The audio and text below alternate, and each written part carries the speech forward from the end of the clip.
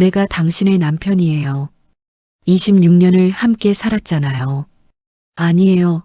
그 사람은 스토커예요, 여보. 내가 진짜 남편이에요.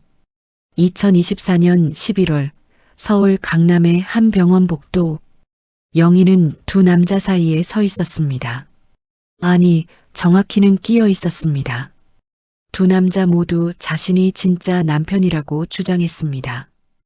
하지만 영희는 둘 다 기억나지 않았습니다. 아니, 아무것도 기억나지 않았습니다. 한 달 전 교통사고로 깨어난 순간부터 모든 게 낯설었습니다. 거울 속 54세 중년 여자. 마지막 기억은 29세였는데 말이죠. 25년의 세월이 통째로 사라져버렸습니다. 더 충격적인 건 26살 딸이 있다는 것이었습니다. 엄마저예요, 지혜. 하지만 딸도, 집도, 남편도 모두 낯설기만 했습니다. 대체 이 25년 동안 무슨 일이 있었던 걸까요? 그리고 두 남자 중 누가 진짜 남편일까요? 사라진 25년의 진실이 밝혀지는 순간 모든 것이 뒤집어집니다.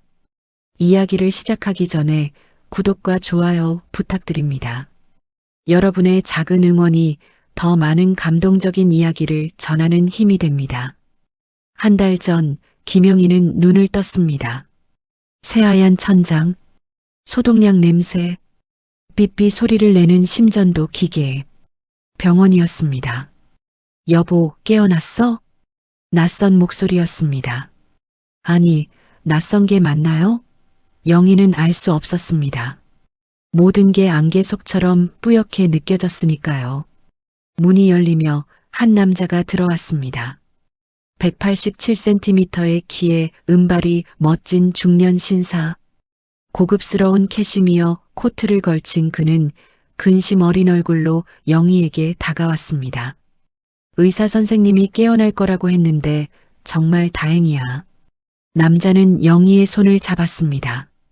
따뜻했지만 낯설었습니다. 누구세요? 남자의 얼굴이 굳어졌습니다. 나야, 태준. 한태준. 당신 남편. 그 단어가 이상하게 들렸습니다. 영희는 고개를 저었습니다. 남편이요?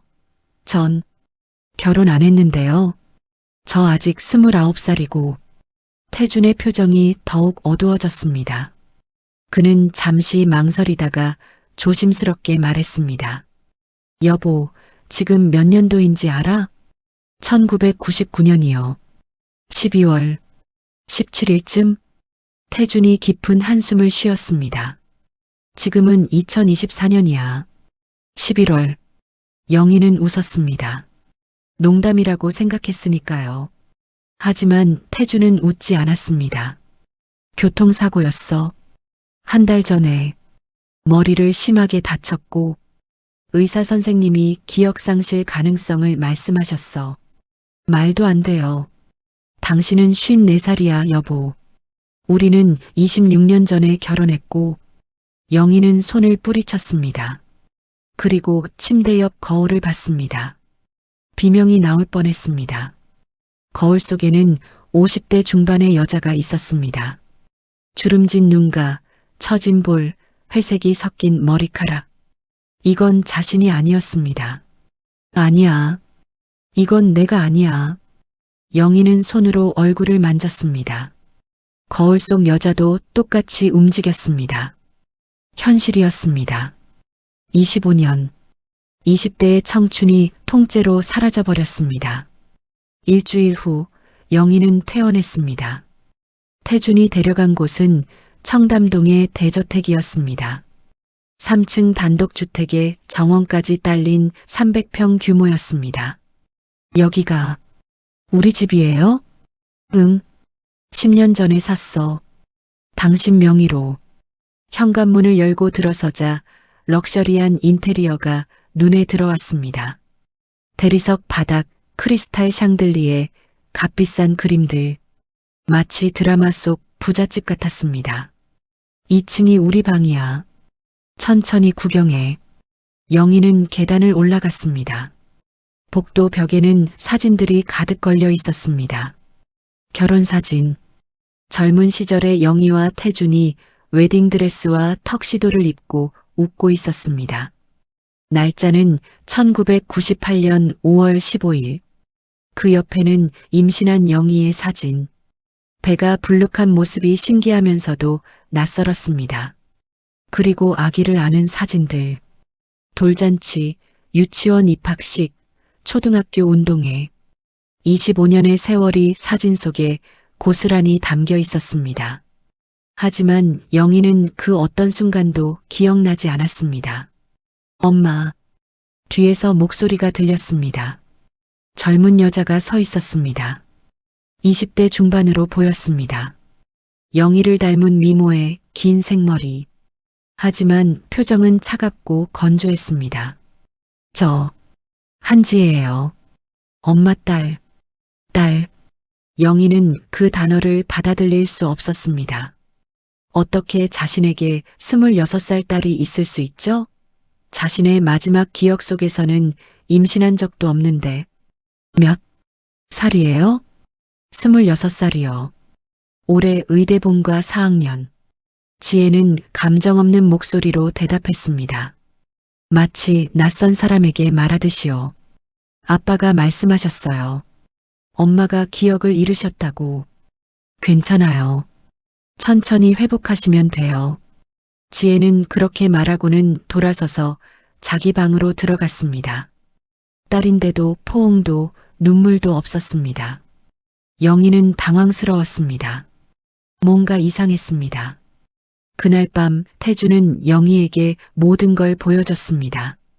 결혼증명서. 1998년 5월 15일자로 한태준과 김영희의 혼인신고가 되어 있었습니다. 우리는 1997년에 만났어. 당신이 백화점 의류 매장에서 일할 때. 나는 그때 막 병원을 개원했고 태주는 앨범을 펼쳤습니다. 20대 후반의 영희가 웃고 있는 사진들이 가득했습니다. 1년 연애하고 결혼했어. 그리고 1년 후에 지혜를 낳았지. 통장 내역서도 보여줬습니다. 김영희 명의의 통장에는 수십억 원이 있었습니다. 이 집도 차도 전부 당신 명의야. 내가 당신을 얼마나 사랑하는지 알지? 모든 게 완벽했습니다. 증거도 완벽하고 집도 완벽하고 남편도 완벽했습니다. 하지만 영희는 아무것도 느껴지지 않았습니다. 사랑, 애정, 친밀감 하나도 없었습니다. 태준을 볼 때마다 낯선 타인을 보는 것 같았습니다. 2주가 지났습니다. 태준은 완벽한 남편이었습니다. 매일 아침 사랑해라고 말했고 영희가 먹고 싶은 음식을 물어봤고 약을 챙겨줬습니다. 하지만 이상한 점들이 하나둘씩 보이기 시작했습니다. 영희의 핸드폰. 태준이 관리한다며 비밀번호를 알고 있었습니다. 연락처에는 태준, 지혜, 그리고 병원 번호만 저장되어 있었습니다. 과거 친구들 연락처는요? 아, 그건 당신이 사고 전에 스트레스 때문에 다 지웠어. 친구들이랑 사이가 안 좋았거든. 외출도 제한되었습니다. 병원 가고 싶어요. 혼자서. 아직은 위험해. 내가 같이 갈게. 산책이라도 하고 싶은데요. 조금만 더 회복하면. 지금은 쉬는 게 중요해. 영희는 점점 답답함을 느꼈습니다. 이건 마치 감옥 같았습니다. 고급스럽고 편안하지만 벗어날 수 없는 감옥. 그러던 어느 날 영희는 집 안을 둘러보다가 이상한 걸 발견했습니다. 거실 모퉁이, 천장 구석구석에 작은 렌즈들이 숨겨져 있었습니다. CCTV였습니다. 거실 복도, 계단, 심지어 침실 앞 복도까지 집안 곳곳에 카메라가 설치되어 있었습니다. 여보, 이게 뭐예요? 태주는 태연하게 대답했습니다. 아, 그거 보안 때문에 설치한 거야. 이 동네 도둑이 많거든. 침실 앞에까지요? 혹시 모르잖아. 당신 안전이 제일 중요하니까. 태주는 웃었지만 영희는 소름이 돋았습니다. 이건 보안이 아니었습니다. 감시였습니다. 그날 밤 영희는 잠들지 못했습니다. 태준의 규칙적인 숨소리가 옆에서 들렸습니다. 26년을 함께 잤다는 이 남자. 하지만 영희에게는 여전히 낯선 타인이었습니다. 뭔가 잘못됐어. 영희는 직감했습니다. 이 완벽한 집, 완벽한 남편, 완벽한 증거들. 너무 완벽해서 오히려 이상했습니다. 그리고 무엇보다 가장 이상한 건 영희의 가슴은 아무것도 느끼지 못한다는 것이었습니다. 26년을 함께 산 남편인데 왜 심장은 뛰지 않을까요? 왜 손을 잡아도 아무런 감정이 없을까요? 다음 날 아침 태준이 출근 준비를 하며 말했습니다. 오늘 병원 정기검진이 있어 2시에 같이 가자. 혼자 갈 수 있어요. 안 돼. 내가 꼭 같이 가야 해. 태준의 목소리는 부드러웠지만 단호했습니다. 거부할 수 없는 어조였습니다.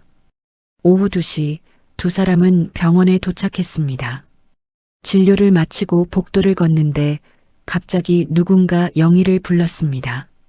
영희야. 낯선 목소리였습니다. 아니, 낯선데 낯설지 않은 목소리. 영희는 돌아봤습니다. 복도 저 끝에 한 남자가 서 있었습니다. 55세쯤 되어 보이는 중년 남자. 회색 머리에 낡은 점퍼를 입고 있었습니다. 경제적으로 여유롭지 않아 보였습니다. 하지만 그의 눈빛은 달랐습니다. 간절함과 그리움이 가득한 눈빛. 그 남자는 영희를 보자 눈물을 글썽이며 한 걸음씩 다가왔습니다. 영희야, 정말 너구나. 25년 만이야. 태준이 재빨리 영희 앞을 가로막았습니다. 당신 누구요? 내 아내한테 왜 그래요? 남자가 태준을 노려봤습니다. 비켜. 영희는 내 아내가 아니야. 무슨 소리 하는 거예요? 당장 안 비키면 경비 부를 거예요. 영희야. 남자가 영희를 향해 손을 뻗었습니다. 그 순간 영희의 심장이 쿵 하고 뛰었습니다. 이상했습니다. 태준의 손을 잡을 때는 아무것도 느끼지 못했는데 이 낯선 남자를 볼 때는 심장이 뛰었습니다. 마치 무언가 기억의 파편이 떠오르려는 것처럼. 1999년 12월 제주도 바다. 기억나지 않아? 남자의 목소리가 떨렸습니다. 제주도 바다. 영희의 머릿속에 희미하게 무언가가 스쳤습니다. 파도 소리, 차가운 바람, 그리고 그만해요. 태준이 경비를 불렀습니다.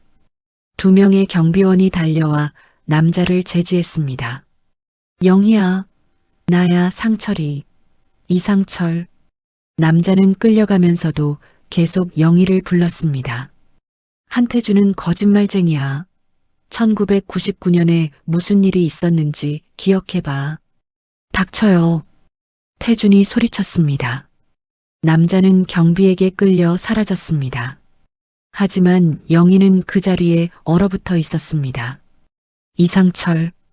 그 이름이 왠지 낯설지 않았습니다. 그리고 1999년 12월 영희의 마지막 기억이 바로 그때였습니다. 집으로 돌아오는 차 안은 무겁게 침묵했습니다. 태준은 운전대를 꽉 쥔 채 앞만 바라봤습니다. 영희는 창밖을 봤지만 아무것도 보이지 않았습니다. 머릿속은 온통 그 남자 생각뿐이었습니다. 이상철. 그 이름을 들었을 때 가슴이 뛰었습니다. 마치 잊고 있던 무언가가 깨어나려는 것처럼요. 여보. 태준이 입을 열었습니다. 그 사람. 조심해야 해. 누구예요? 이상철. 당신 스토커였어. 영희는 태준을 봤습니다. 스토커요? 응. 25년 전 일이야. 그 사람이 당신한테 집착했어. 매일 따라다니고 전화하고 편지 보내고 당신이 얼마나 무서워했는지 몰라. 태주는 한숨을 쉬었습니다. 결국 당신이 경찰에 신고했어. 그런데 오늘 또 나타나다니. 정말 집요한 사람이야. 하지만 뭐? 그 사람 눈빛이 진심 같았어요. 태준의 얼굴이 굳어졌습니다. 그게 바로 스토커의 특징이야. 자기만 진심이라고 착각하는 거. 상대방 감정은 상관없이. 차가 집 앞에 도착했습니다. 태준은 차에서 내리며 다시 한번 말했습니다. 그 사람 다시 나타나면 바로 나한테 연락해. 알았지? 네. 하지만 영희는 확신이 서지 않았습니다. 그날 밤 영희는 잠들 수 없었습니다. 이상철의 목소리가 계속 귓가에 맴돌았습니다. 1999년 12월 제주도 바다. 1999년 12월 그게 영희의 마지막 기억이었습니다. 그날 무슨 일이 있었을까요? 영희는 침대에서 일어나 창밖을 봤습니다. 청담동의 고급 주택가. 가로등 불빛이 고요했습니다. 그때 창문 아래 누군가 서 있는 게 보였습니다. 영희는 깜짝 놀라 뒤로 물러났습니다. 하지만 다시 조심스럽게 내다봤습니다. 가로등 아래 한 남자가 서 있었습니다. 이상철이었습니다. 그는 고개를 들어 영희의 방을 바라보고 있었습니다. 25년을 기다린 사람의 눈빛이었습니다. 영희의 심장이 다시 뛰기 시작했습니다. 다음 날 아침 영희는 결심했습니다.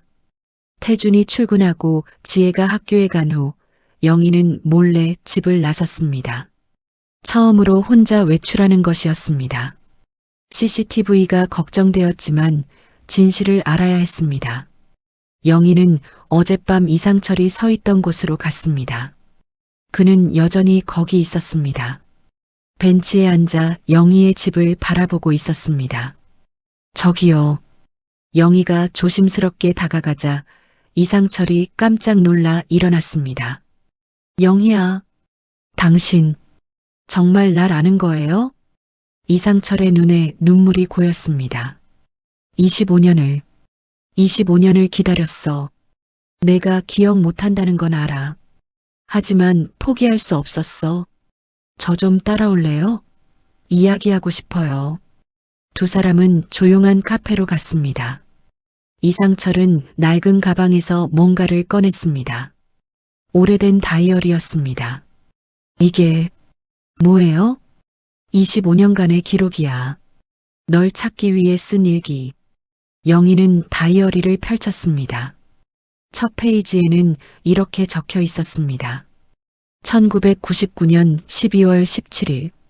영희가 사라졌다. 경찰에 신고했지만 찾을 수 없다고 한다. 나는 포기하지 않을 것이다. 페이지를 넘길 때마다 날짜가 적혀 있었습니다. 2000년, 2001년, 2002년. 25년간 단 하루도 빠지지 않은 기록이었습니다. 왜 이렇게까지 하신 거예요? 이상철은 슬프게 웃었습니다. 너를 사랑했으니까. 그는 가방에서 낡은 사진들을 꺼냈습니다. 이게 우리야. 1999년. 사진 속에는 29세의 영희와 30세의 이상철이 있었습니다. 제주도 바다를 배경으로 환하게 웃고 있었습니다. 영희는 사진을 뚫어지게 봤습니다. 분명 자신이었습니다. 하지만 기억이 나지 않았습니다. 우리 어떤 관계였어요? 연인이었어. 3년 동안.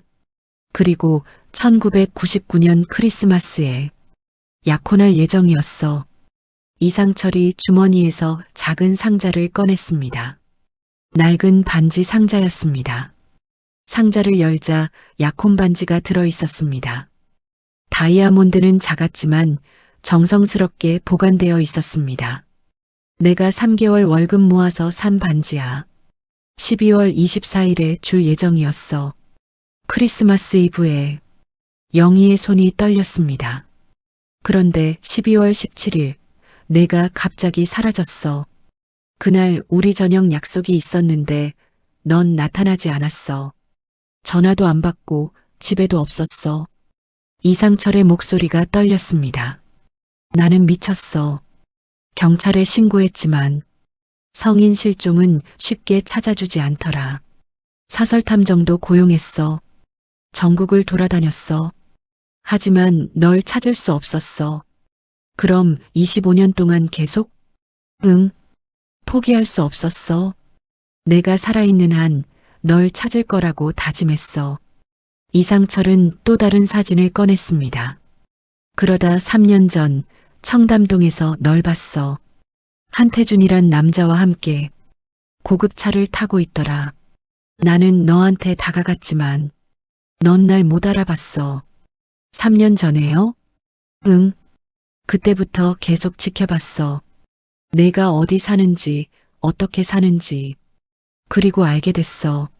내 기억이 없다는 걸. 영희는 혼란스러웠습니다. 그럼 한태준 씨가 말한 건 거짓말인가요? 우리가 26년 전에 결혼했다는 게 거짓말이야. 영희야, 생각해봐.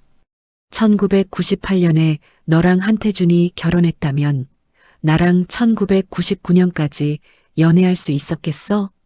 맞는 말이었습니다. 그럼 제 딸은요? 한지혜는요? 이상철은 잠시 망설였습니다.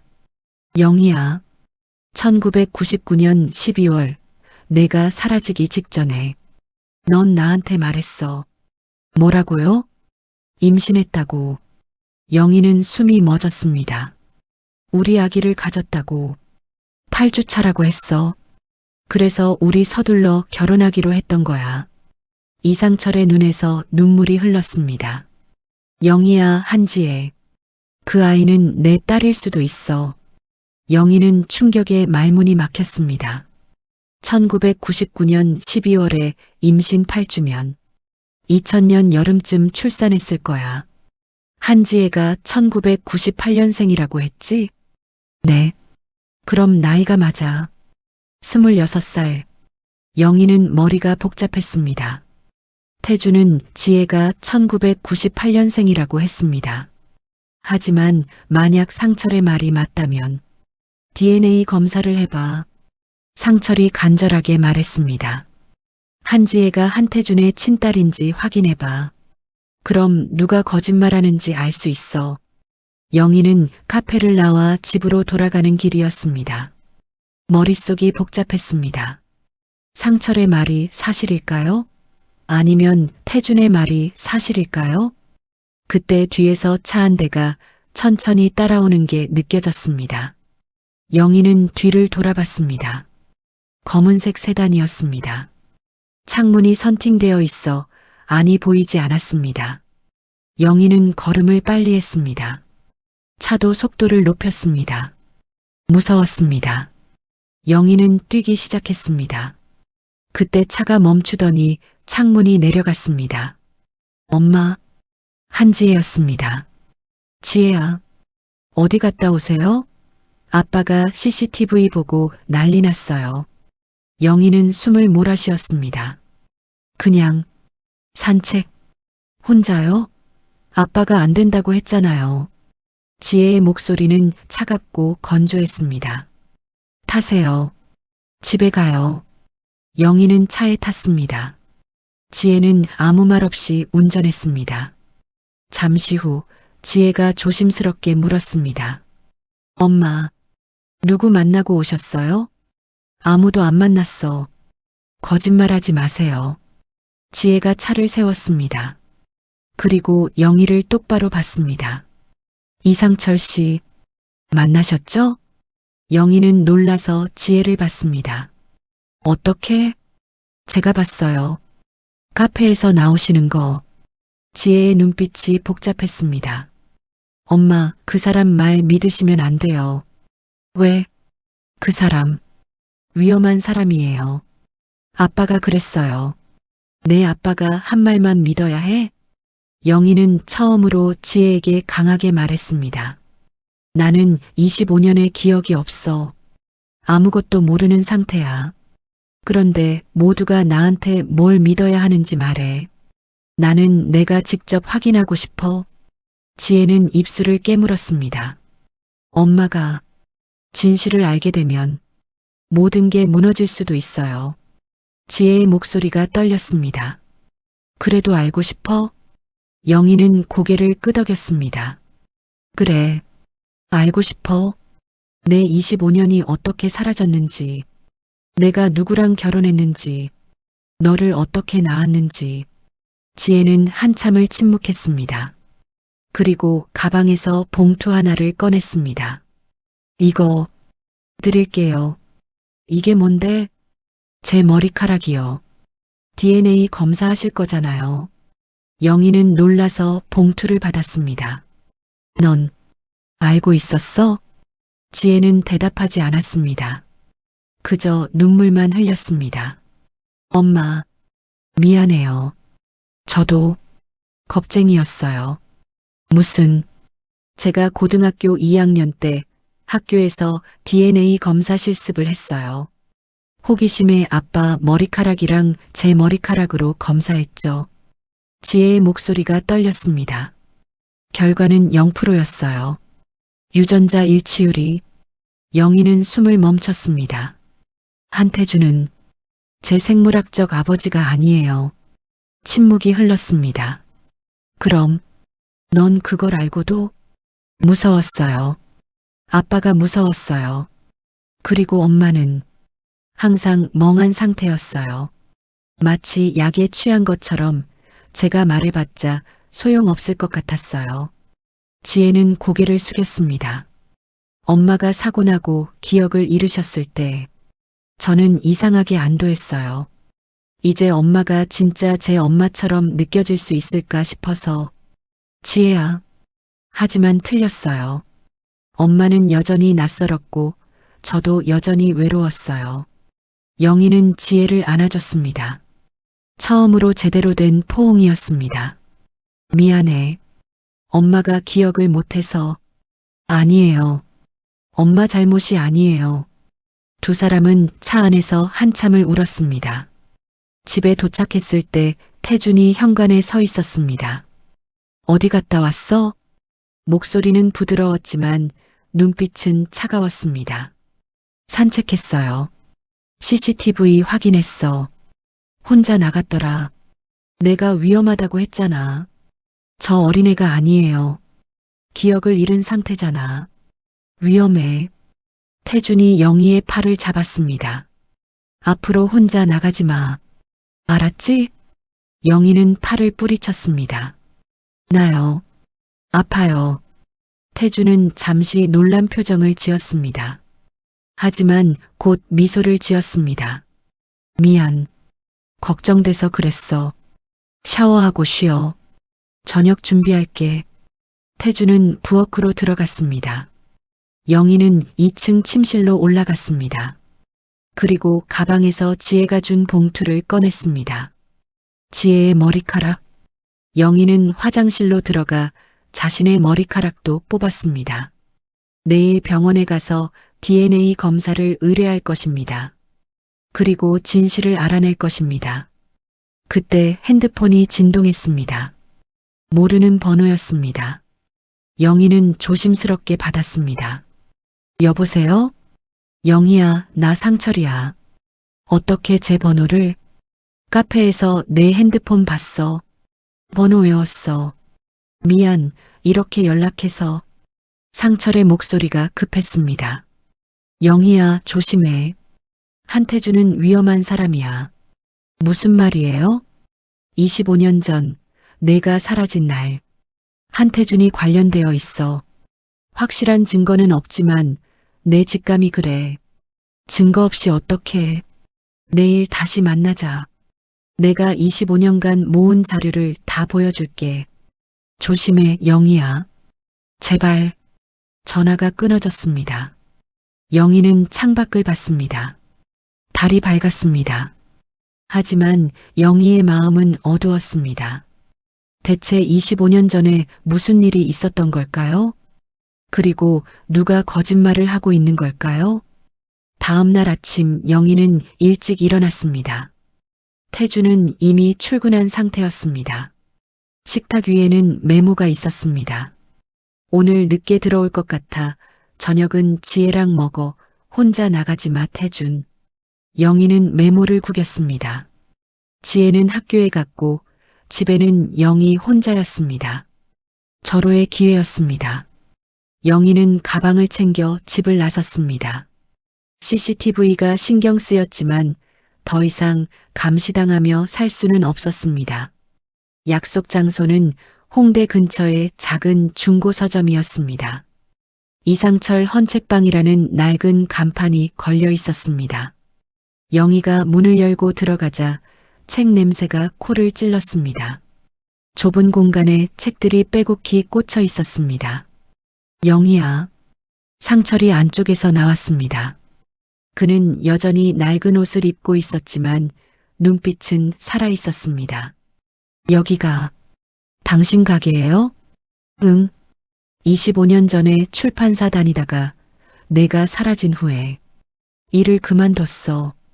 책이라도 팔면서 널 기다리려고 이 가게를 시작했어. 상철은 영희를 안쪽 작은 방으로 안내했습니다. 방 안에는 벽면 전체에 사진과 서류들이 붙어 있었습니다. 마치 형사 드라마에 나오는 수사실 같았습니다. 이게 다 뭐예요? 25년간 내가 모은 자료야. 내 실종 사건을 추적한 거야. 영희는 벽을 천천히 둘러봤습니다. 1999년 12월 17일 실종 신고서, 사설탐정 조사 보고서들, 한태준의 경력사항, 그리고 낯선 여자들의 사진들.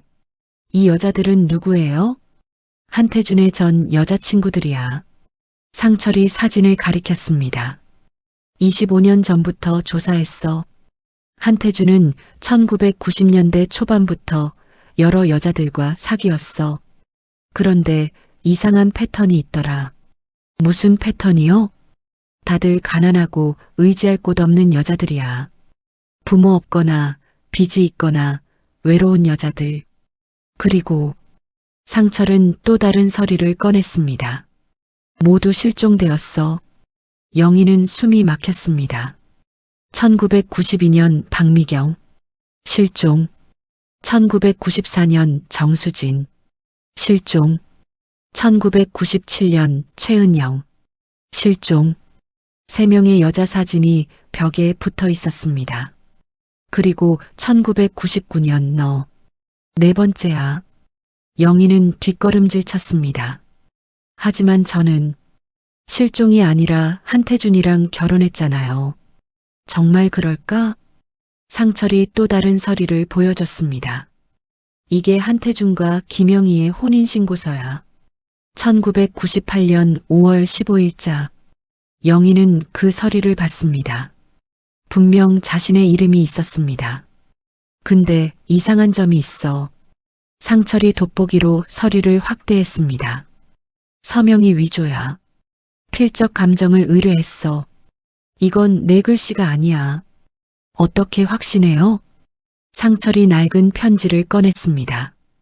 이게 네가 1999년에 내게 쓴 편지야. 필체를 비교해봐. 영희는 두 서류를 비교했습니다. 분명 달랐습니다. 혼인신고서의 서명은 어색하고 떨렸지만 편지의 글씨는 자연스러웠습니다. 한태준이 위조한 거예요? 그렇게 추측해. 너를 납치한 후 가짜 혼인신고를 한 거야. 영희는 의자에 주저앉았습니다. 그럼 지난 25년은 전부 거짓이었다는 거예요? 응. 상철이 영희의 손을 잡았습니다. 영희야, 1999년 12월 17일에 무슨 일이 있었는지 기억해봐. 그날이 열쇠야. 영희는 눈을 감았습니다. 기억을 되살리려 애썼습니다. 희미하게 무언가 떠올랐습니다.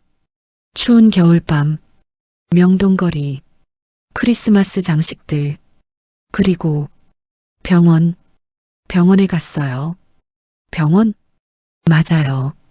그날 저녁에 배가 아파서 병원에 갔어요. 산부인과 상철의 얼굴이 굳어졌습니다. 어느 병원? 기억 안 나요. 근데 의사가 영희의 머릿속이 지끈거렸습니다. 영희야, 괜찮아? 그 의사 얼굴이 한태준이었어요. 영희는 깜짝 놀라 눈을 떴습니다. 1999년 당시 한태준은 산부인과 의사였어요. 제가 그 병원에 갔어요. 상철이 서류를 뒤적였습니다. 맞아. 한태준은 1999년 당시 강남의 한 산부인과에서 근무했어.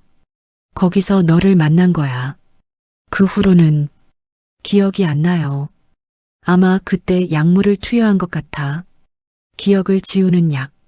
영희는 머리를 감싸쥐었습니다. 왜 저를? 집착이야. 한태준은 여자를 소유하고 싶어 하는 사람이야. 자유의지를 가진 여자가 아니라 자기가 만든 인형 같은 여자를 원하는 거지. 상철은 또 다른 사진을 보여줬습니다. 이게 2010년에 찍은 거야. 우연히 청담동에서 너를 봤는데 너는 완전히 다른 사람 같았어. 눈빛이 멍했어. 마치 좀비처럼? 응. 영희는 소름이 돋았습니다. 25년간 약물로 나를 조종한 거예요? 그렇게 추측해. 기억을 지우고 새로운 기억을 심고 약물로 통제하고. 두 사람은 한참을 침묵했습니다. 영희는 벽에 붙은 자료들을 다시 봤습니다. 25년간의 집착. 그것이 자신의 인생을 빼앗아간 것이었습니다. 상철 씨, 응? 한지혜. 그 아이는 정말 당신 딸일까요? 상철은 고개를 끄덕였습니다. 1999년 12월 초 내가 내게 말했어. 임신 8주라고. 그럼 2000년 7월쯤 출산했을 거야. 상철이 계산기를 두드렸습니다. 한지혜가 1998년생이라고? 그럼 나이가 안 맞아. 2000년생이어야 해. 한태준이 거짓말한 거예요? 아마도 나이를 속인 거지. 실제로는 24살인데 26살이라고 한 거야. 영희는 가방에서 봉투를 꺼냈습니다. 지혜가 어제 이걸 줬어요. 자기 머리카락 DNA 검사하려고. 네. 저도 제 머리카락 가져왔어요. 상철이 조심스럽게 물었습니다. 영희야, 내 머리카락도 가져갈래? 한지혜가 정말 내 딸인지 확인하고 싶어. 영희는 고개를 끄덕였습니다. 상철은 자신의 머리카락을 몇 가닥 뽑아 봉투에 담았습니다. 고마워. 아니에요. 전 진실이 알고 싶어요. 제 25년이 어떻게 사라졌는지. 그때 상철의 핸드폰이 울렸습니다. 그는 전화를 받더니 표정이 굳어졌습니다. 알겠습니다. 전화를 끊고 상철이 영희를 봤습니다. 영희야, 큰일 났어. 왜요? 한태준이 너를 찾고 있대. 경찰에 실종 신고했어. 뭐라고요? 지금 청담동 일대에 경찰이 수색 중이래. 한태준이 네가 납치당했다고 신고했어. 영희는 어이가 없었습니다. 제가 납치당했다고요? 응. 그리고 용의자로 날 지목했어. 스토커가 납치했다고. 상철은 창밖을 봤습니다. 영희야, 빨리 집에 가. 내가 너랑 같이 있는 게 발각되면 정말로 내가 체포될 수도 있어. 하지만 괜찮아. 나는 25년을 기다렸어. 조금 더 기다릴 수 있어. 영희는 망설였습니다. 상철 씨, DNA 검사 결과 나오면 다시 만날 수 있죠? 상철은 슬프게 웃었습니다. 물론이지. 우리 약속한 거 기억나? 1999년 크리스마스 이브에 만나기로. 기억 안 나요. 괜찮아. 이번 크리스마스 이브에 다시 약속하자. 25년 늦었지만. 영희는 고개를 끄덕였습니다.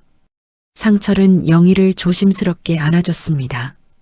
25년 만의 포옹이었습니다. 영희는 이상하게도 이 품이 익숙하게 느껴졌습니다. 마치 집에 온 것처럼. 조심해, 영희야. 한태준은 위험한 사람이야. 알겠어요. 영희는 서점을 나섰습니다. 집으로 가는 택시 안에서 영희는 창밖을 봤습니다. 거리에는 크리스마스 장식이 걸리기 시작했습니다. 12월이 다가오고 있었습니다. 1999년 12월. 그때 무슨 일이 있었을까요? 영희는 눈을 감았습니다. 기억을 더듬었습니다. 추운 겨울밤, 명동거리, 산부인과 병원, 하얀 가운을 입은 의사, 한태준, 주사, 그리고 한태준의 목소리가 들렸습니다. 넌 이제 내 거야. 영원히. 영희는 깜짝 놀라 눈을 떴습니다. 기억이 돌아오고 있었습니다. 조금씩. 택시가 집 앞에 도착했습니다. 현관문 앞에 한태준이 서 있었습니다. 그의 얼굴은 차갑게 굳어 있었습니다. 어디 갔다 왔어? 산책. 거짓말하지 마. 태준이 핸드폰을 보여줬습니다. 화면에는 CCTV 영상이 있었습니다. 영희가 집을 나서는 모습, 홍대로 가는 모습, 그리고 상철의 서점으로 들어가는 모습까지. 이상철 만났지? 영희는 대답하지 않았습니다. 내가 뭐라고 했어? 그 사람 조심하라고 했잖아. 당신이야말로 조심해야 할 사람 아니에요? 영희는 처음으로 태준에게 반박했습니다. 1999년에 무슨 일이 있었어요? 왜 저를 납치했어요? 태준의 얼굴이 일그러졌습니다. 납치? 무슨 소리야? 혼인신고서 위조했잖아요. 제 서명이 아니에요. 이상철이 그렇게 말했어? 태준이 비웃었습니다. 그 사람 말 믿는 거야? 25년 동안 집착한 스토커 말을? 증거가 있어요. 증거? 뭐? 영희는 가방에서 봉투를 꺼냈습니다. DNA 검사할 거예요. 한지혜가 정말 당신 딸인지. 태준의 표정이 굳어졌습니다. 뭐라고? 한지혜는 당신 친딸이 아니죠? 이상철의 딸이에요. 순간 태준의 손이 번쩍 올라갔습니다. 찰싹? 영희의 볼에 따기가 날아왔습니다. 영희는 넘어졌습니다. 처음으로 태준의 폭력이었습니다. 감히 내 딸을 의심해? 태준이 영희를 내려다봤습니다. 그의 눈빛은 더 이상 다정하지 않았습니다. 25년을 내가 키웠어. 기저귀 갈고 밥 먹이고 학교 보내고 그 아이는 내 딸이야. 생물학적으론. 생물학이 뭐가 중요해? 키운 정이 중요하지. 태준은 영희의 머리채를 잡았습니다. 이상철 다시 만나면 죽여버릴 거야. 그 사람도 그리고 너도. 영희는 두려웠습니다. 이 사람이 진짜 한태준이었습니다. 가면 뒤에 괴물. 그때 현관문이 열렸습니다. 아빠 그만해요. 한지혜였습니다. 그녀는 학교에서 돌아온 참이었습니다. 지혜야, 엄마 놔주세요. 지혜가 태준에게 달려들었습니다. 태준은 지혜를 밀쳤습니다. 넌 빠져. 아빠가 이상해요. 왜 이러세요? 닥쳐. 태준이 소리쳤습니다. 그 순간 영희는 확신했습니다. 이 사람은 자신의 남편이 아니었습니다. 25년간 자신을 감금한 범죄자였습니다. 영희는 일어나 지혜의 손을 잡았습니다. 지혜야, 가자. 어디? 여기서 나가. 모녀는 현관문을 향해 뛰었습니다. 태준이 뒤쫓아왔습니다. 영희와 지혜는 밖으로 나와 뛰기 시작했습니다. 차가운 겨울 공기가 얼굴을 쳤습니다. 뒤에서 태준의 발소리가 들렸습니다. 영희, 지혜, 당장 돌아와. 두 사람은 멈추지 않았습니다. 골목을 돌고 큰 길로 나와 택시를 잡았습니다. 어디로 가시겠어요? 기사가 물었습니다. 영희는 한 곳만 떠올랐습니다. 홍대요. 이상철 헌책방으로요. 택시가 출발했습니다. 뒤에서 태준이 소리쳤지만 택시는 멀어졌습니다. 영희는 지혜의 손을 꼭 잡았습니다. 괜찮아. 이제 괜찮아. 지혜는 울고 있었습니다. 엄마, 아빠가 왜 저래요? 설명해 줄게. 다. 영희는 창밖을 봤습니다. 25년간의 거짓이 무너지고 있었습니다. 이제 진실을 마주할 시간이었습니다. 택시가 홍대 앞에 도착했을 때는 이미 해가 지고 있었습니다. 영희와 지혜는 서둘러 이상철 헌책방으로 달려갔습니다. 다행히 불이 켜져 있었습니다.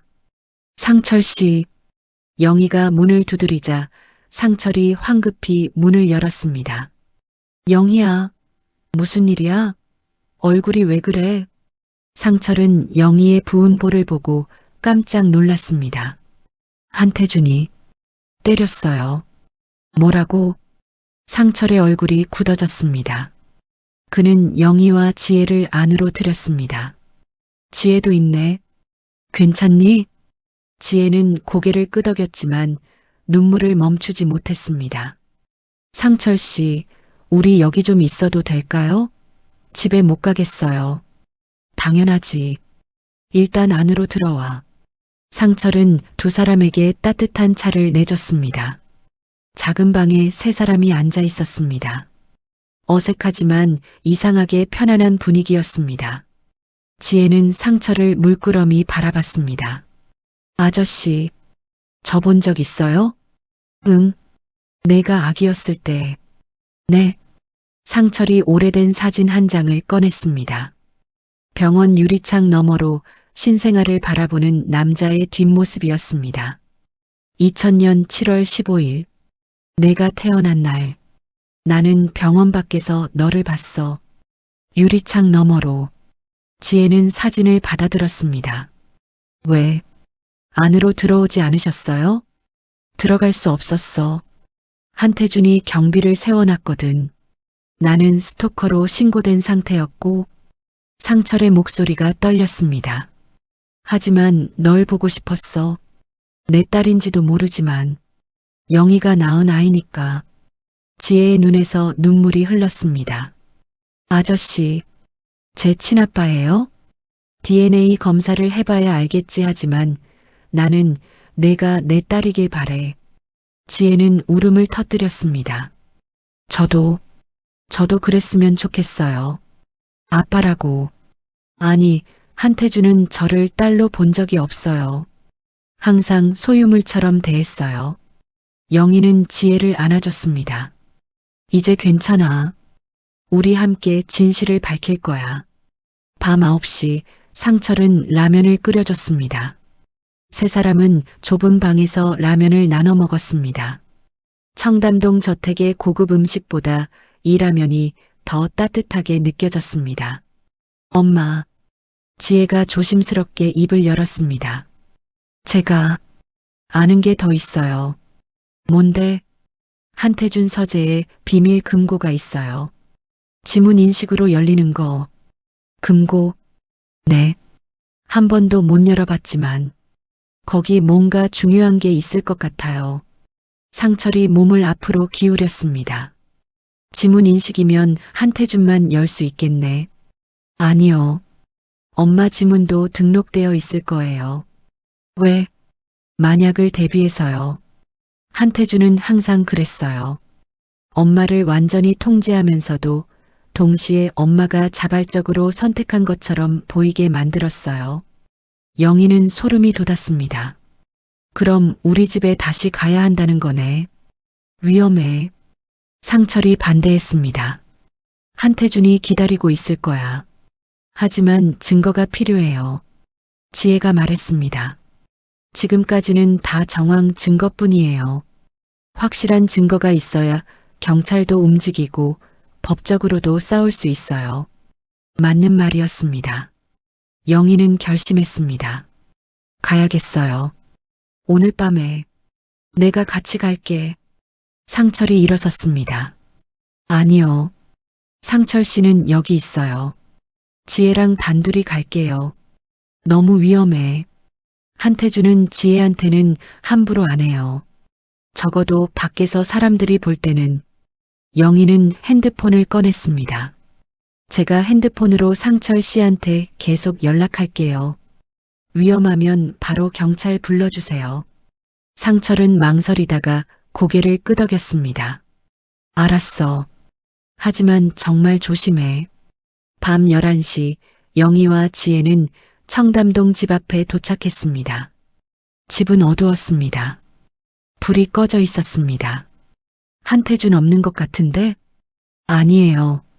차는 차고에 있어요. 분명 집에 있어요. 두 사람은 조심스럽게 현관문을 열었습니다. 집 안은 조용했습니다. 너무 조용했습니다. 지혜야, 서재가 어디야? 3층이요. 두 사람은 천천히 계단을 올라갔습니다. 삐걱거리는 소리가 나지 않도록 조심했습니다. 3층에 도착했습니다. 복도 끝에 서재가 있었습니다. 문이 살짝 열려 있었습니다. 영희는 지혜에게 눈빛으로 신호했습니다. 조심해. 두 사람은 서재로 들어갔습니다. 책상 위에는 서류들이 어질러져 있었습니다. 서둘러 나간 흔적이었습니다. 금고가 어디 있어? 책장 뒤에요. 지혜가 책장을 밀자 숨겨진 금고가 나타났습니다. 어떻게 여는데? 지문 인식이요. 엄마 손가락 대보세요. 영희는 떨리는 손으로 금고에 손가락을 댔습니다. 비인식음이 울렸습니다. 금고가 열렸습니다. 안에는 여러 서류와 사진들이 들어 있었습니다. 영희는 서류들을 하나씩 꺼냈습니다. 첫 번째 서류, 의료기록 환자명 김영희, 1999년 12월 17일, 임신 8주 확인, 환자 동의 없이 기억 속어술 시행, 약물명 로이푸놀, 미다졸람. 영희의 손이 떨렸습니다. 두 번째 서류, 가짜 신분증 발급 기록, 김영희의 주민등록번호가 조작되어 있었습니다. 생년월일이 2년 앞당겨져 있었습니다. 세 번째 서류, 한지의 출생증명서 진짜 버전, 생년월일 2000년 7월 15일, 아버지란에는 미상이라고 적혀 있었습니다. 지혜가 서류를 보며 중얼거렸습니다. 제가 정말 2000년생이었네요. 26살이 아니라 24살. 영희는 계속 서류를 넘겼습니다. 그리고 충격적인 사진들이 나왔습니다. 박미경, 정수진, 최은영. 상철이 보여줬던 그 여자들의 사진이었습니다. 하지만 이 사진들은 달랐습니다. 모두 같은 장소에서 찍혔습니다. 지하실 같은 곳. 여자들은 침대에 누워 있었고 눈빛이 멍했습니다. 그리고 마지막 사진. 2000년에 찍힌 영희의 사진이었습니다. 똑같은 지하실, 똑같은 침대, 똑같이 멍한 눈빛. 엄마. 지혜가 떨리는 목소리로 말했습니다. 이 지하실, 우리 집 지하실이에요. 영희는 소름이 돋았습니다. 우리 집에 지하실이 있어? 네. 1층 주방 뒤에 숨겨진 문이 있어요. 한태준이 절대 가지 말라고 했어요. 그 순간 등 뒤에서 목소리가 들렸습니다. 왜 가지 말라고 했는지 알고 싶어? 한태준이었습니다. 그는 문 앞에 서서 두 사람을 노려보고 있었습니다. 한태준. 영희는 뒷걸음질 쳤습니다. 집에 없는 줄 알았지? 미안, 덫이었어. 태준이 미소를 지었습니다. 하지만 그 미소는 섬뜩했습니다. 너희가 올 줄 알았어. 그래서 기다렸지. 우리 보내줘요. 지혜가 소리쳤습니다. 보내? 왜? 이제 막 재미있어지려고 하는데. 태준이 한 걸음씩 다가왔습니다. 영희야, 궁금하지? 지하실에 뭐가 있는지. 그만해요. 25년 전에도 넌 똑같이 말했어. 그만하라고. 하지만 난 멈추지 않았지. 태준의 눈빛이 광기로 빛났습니다. 이상철 같은 놈이 널 가질 순 없어. 가난뱅이 주제에 나만이 널 가질 자격이 있어. 영희는 핸드폰을 꺼냈습니다.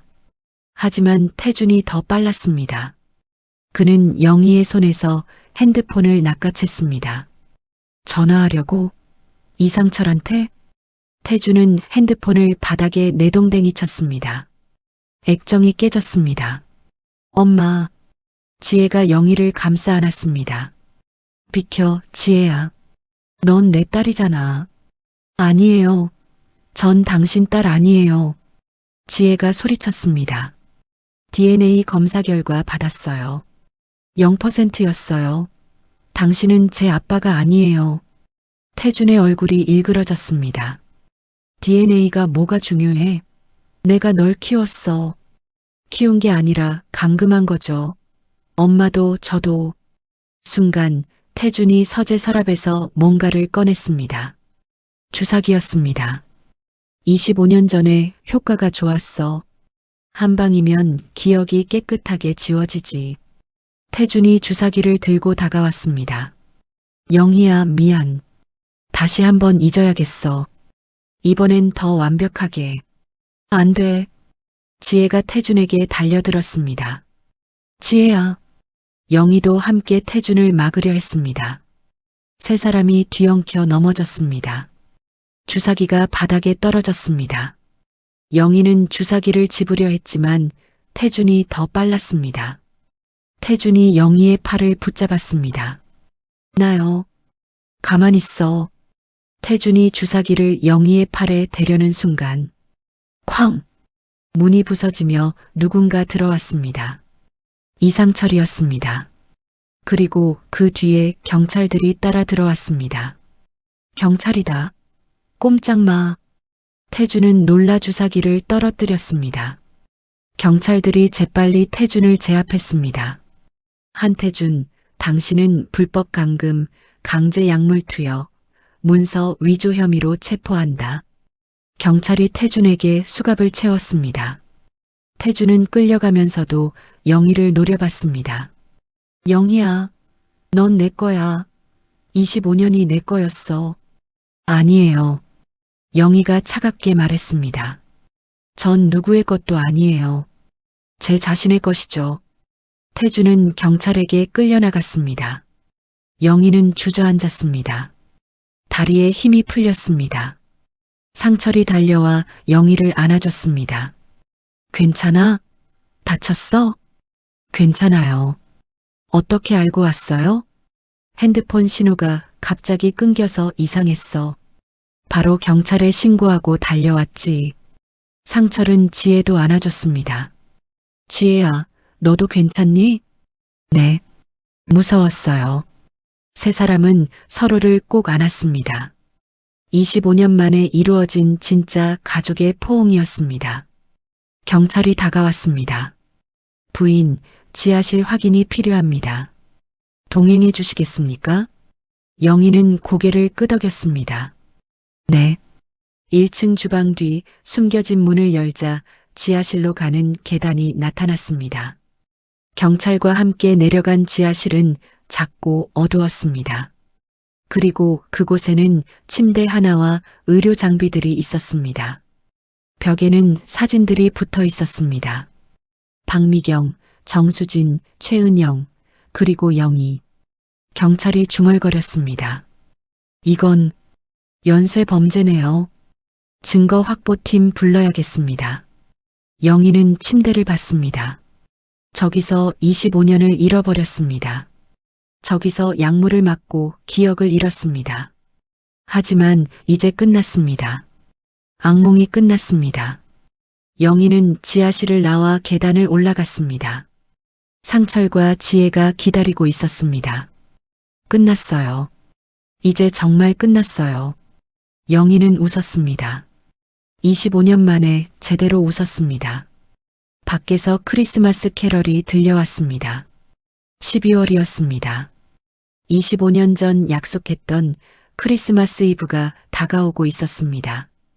2024년 12월 24일 크리스마스 이브. 한태준의 체포 후 2주가 지났습니다. 영희는 작은 원룸에서 새 삶을 시작했습니다. 청담동 저택은 법원 명령으로 압류되었고 영희는 그곳을 떠나기로 결심했습니다. 너무 많은 악몽이 있던 곳이었으니까요. 지혜도 함께 나왔습니다. 두 사람은 좁지만 따뜻한 원룸에서 진짜 모녀로 살기 시작했습니다. 엄마, 케이크 샀어요. 지혜가 문을 열고 들어왔습니다. 손에는 작은 케이크 상자가 들려 있었습니다. 고마워, 지혜야. 영희는 테이블을 닦고 있었습니다. 오늘은 특별한 날이었습니다. 첫째, 크리스마스 이브. 25년 전 상철과 약속했던 날. 둘째, DNA 검사 결과가 나오는 날. 초인종이 울렸습니다. 영희는 문을 열었습니다. 상철이 서 있었습니다. 손에는 꽃다발을 들고 있었습니다. 들어와요. 고마워. 상철은 어색하게 들어왔습니다. 지혜도 거실에 나와 있었습니다. 세 사람은 작은 테이블에 둘러앉았습니다. 결과 받았어요? 상철이 조심스럽게 물었습니다. 영희는 봉투를 꺼냈습니다. 아직 뜯지 않은 봉투였습니다. 같이 볼까요? 영희는 봉투를 뜯었습니다. 첫 번째 서류. 김영희 한지의 모녀관계 확인. 결과 99.99% 일치. 생물학적 모녀관계 확인됨. 지혜가 안도의 한숨을 쉬었습니다. 다행이다. 엄마가 정말 제 친엄마네요. 당연하지. 영희는 지혜의 손을 잡았습니다. 두 번째 서류. 이상철 한지의 부녀관계 확인. 영희의 손이 떨렸습니다. 결과 99.99% 일치. 생물학적 부녀관계 확인됨. 침묵이 흘렀습니다. 지혜의 눈에서 눈물이 흘렀습니다. 아빠. 지혜가 상철을 봤습니다. 제 친아빠. 맞아요? 상철도 눈물을 흘렸습니다. 그래. 지혜야. 넌 내 딸이야. 지혜는 울음을 터뜨리며 상철에게 안겼습니다. 아빠. 24년 늦었지만 아빠라고 불러도 돼요? 그럼. 당연하지. 상철은 지혜를 꼭 안아줬습니다. 24년 만의 포옹이었습니다. 영희도 눈물을 흘렸습니다. 행복한 눈물이었습니다. 세 사람은 한참을 울었습니다. 그럼 이제 우리 어떻게 되는 거예요? 지혜가 눈물을 닦으며 물었습니다. 가족이 되는 거지. 상철이 웃었습니다. 25년 늦었지만 법적으로는요? 한태준과 영희의 결혼은 법원에서 무효 판결했어. 위조된 혼인신고니까. 상철이 설명했습니다. 그래서 영희는 법적으로 미혼이야. 그리고 나도 미혼이고. 상철은 영희를 봤습니다. 영희야. 응? 25년 전에 못한 말이 있어. 상철은 주머니에서 작은 상자를 꺼냈습니다. 25년 전 그 약혼 반지였습니다. 1999년 12월 24일에 줄 예정이었던 반지야. 상철은 무릎을 꿇었습니다. 25년 늦었지만 김영희, 나와 결혼해 줄래? 영희는 손으로 입을 막았습니다. 눈물이 또 흘렀습니다. 상철 씨, 나는 54살 가난한 헌책방 주인이야. 청담동 저택도 고급차도 수십억도 없어. 하지만 상철의 목소리가 떨렸습니다. 25년을 널 기다렸어. 그리고 앞으로도 평생 너만 사랑할 거야. 진짜 사랑으로. 영희는 고개를 끄덕였습니다. 네, 좋아요. 상철은 영희의 손가락에 반지를 끼워줬습니다. 25년 전 반지는 여전히 영희의 손가락에 딱 맞았습니다. 지혜가 박수를 쳤습니다. 축하해요, 엄마, 아빠. 세 사람은 웃었습니다. 그리고 포옹했습니다. 진짜 가족의 시작이었습니다. 저녁이 되었습니다. 세 사람은 케이크를 자르며 이야기를 나눴습니다. 엄마, 기억 돌아왔어요? 지혜가 물었습니다. 조금씩, 완전히는 아니지만, 중요한 건 기억나. 영희는 상처를 받습니다. 1999년 12월 17일. 우리 명동에서 만났죠? 응. 저녁 약속이었어. 제가 배가 아프다고 했어요. 임신 초기 증상이었죠. 맞아. 그래서 근처 산부인과에 갔어. 거기서 한태준을 만났어요. 영희의 목소리가 떨렸습니다. 그 사람이 진료했어요. 그리고 주사를 놨어요. 마취제라고 했는데 깨어났을 때는 모든 게 달라져 있었어요. 한태준이 남편이라고 했고 저는 믿었어요.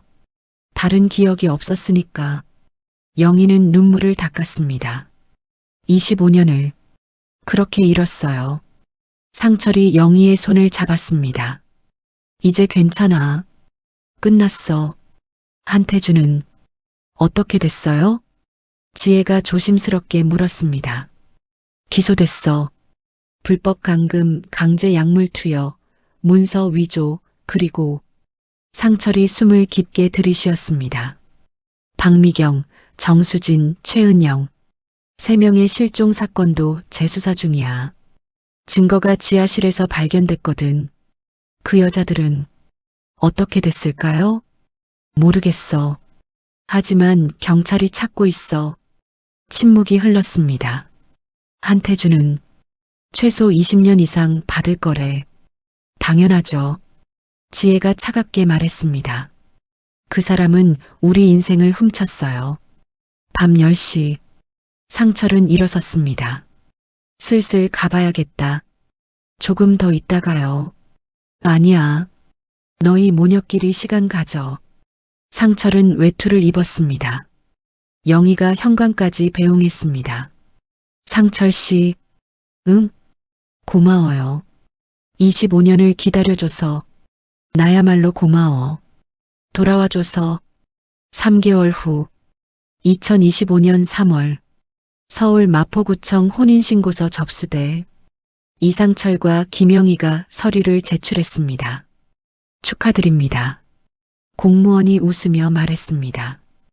26년 연애하셨네요. 네. 1999년부터니까. 상철과 영희는 웃었습니다. 맞네요. 26년. 중간에 25년 공백이 있었지만요. 두 사람은 손을 잡고 구청을 나왔습니다. 밖에서 지혜가 기다리고 있었습니다. 됐어요? 응. 이제 우리 법적으로도 가족이야. 지혜가 두 사람을 안았습니다. 축하해요, 엄마, 아빠. 어느 토요일 오후. 무슨 생각해? 상철이 커피를 건네며 물었습니다. 25년 생각했어. 후회돼? 아니, 이상하게도 후회 안 돼. 영희는 웃었습니다. 25년을 잃었지만 그 덕분에 진짜 내가 누군지 알게 됐어요. 나도 그래. 상철이 영희의 손을 잡았습니다. 25년을 기다렸지만 후회 안 해. 54살에 새 인생 시작하는 거 이상하죠? 전혀. 인생은 언제든 다시 시작할 수 있어. 그때 지혜가 들어왔습니다. 엄마, 아빠, 이거 봐요. 지혜가 신문을 펼쳤습니다. 한태준 1심 징역 25년 선고. 연쇄 실종 사건 관련 추가 조사 중. 25년이네. 영희가 중얼거렸습니다. 제가 잃은 시간만큼 정의는 늦었지만 왔네요. 지혜가 말했습니다. 그래. 영희는 신문을 접었습니다. 이제 끝이야. 진짜로. 25년을 잃었지만 영희는 더 많은 것을 얻었습니다. 진짜 사랑, 진짜 가족, 진짜 자유, 그리고 무엇보다 진짜 자신을. 김영희는 더 이상 누구의 소유물이 아니었습니다. 그녀는 자기 자신의 주인이었습니다. 54세에 되찾은 인생. 늦지 않았습니다. 인생은 언제든 다시 시작할 수 있으니까요.